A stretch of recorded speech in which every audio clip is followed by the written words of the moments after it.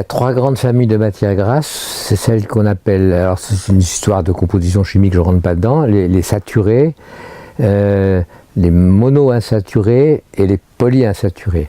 Alors les saturés, c'est celles qui sont mauvaises quand on les consomme en excès et qui favorisent les maladies cardiovasculaires.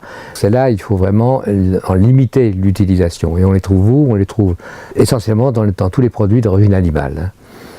On les trouve aussi dans certains produits, dans certaines graisses, enfin dans 2 graisses végétales, qui sont la graisse de palme, enfin l'huile de palme, mais qu'on trouve sous forme de graisse parce qu'elle est solide à la température ambiante, et la graisse de coco, qu'on trouve maintenant pas mal dans les produits bio, qui elles sont essentiellement des graisses saturées. Il y a eu une certaine vogue à un moment dans les milieux écologiques de la graisse de palme. Bon, d'abord il y a des questions écologiques, je dirais déforestation, enfin on parle beaucoup des problèmes environnementaux posés par l'huile des palmes, donc vraiment à éviter.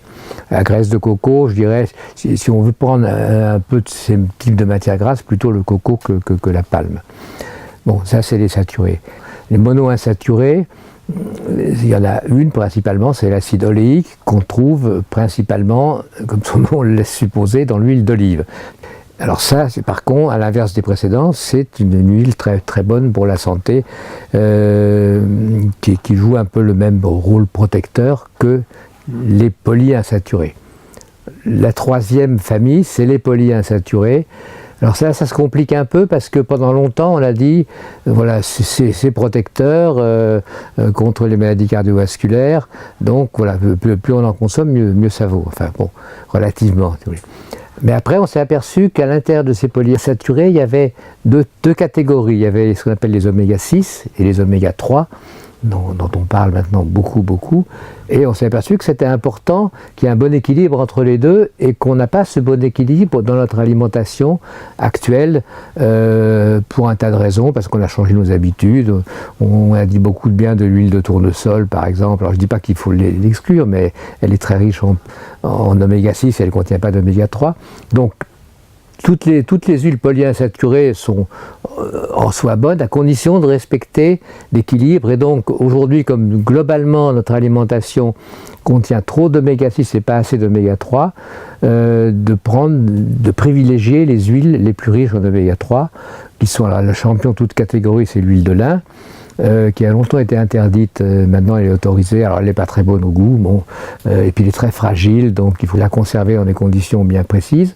Mais disons parmi les huiles courantes, c'est l'huile de colza, qui est vraiment la plus riche en oméga 3. Après, on en trouve aussi des quantités notables dans l'huile de noix. Du point de vue usage culinaire, je dirais il y a 2 huiles à privilégier absolument, c'est l'olive et le colza.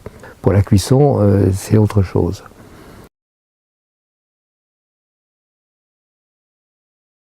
Oui et non, elles peuvent être cancérigènes si on les maltraite, c'est-à-dire si on les chauffe trop.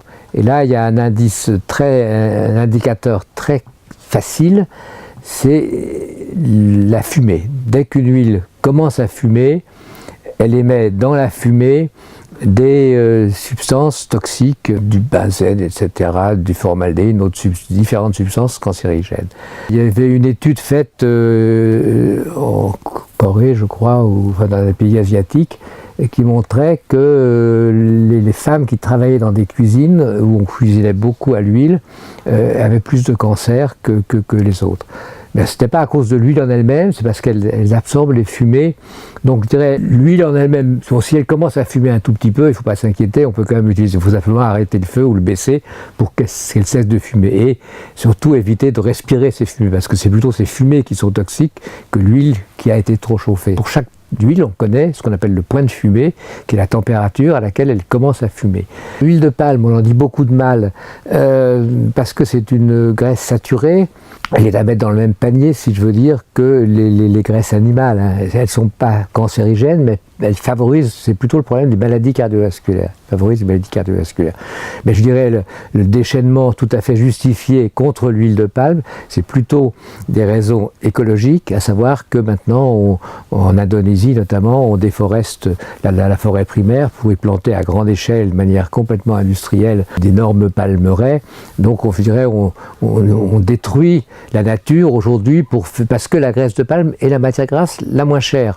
Donc l'industriel, tant qu'on ne va pas leur interdire, ils commenceront par mettre ça. Et même malheureusement, dans certains produits transformés bio, on trouve de la graisse de palme.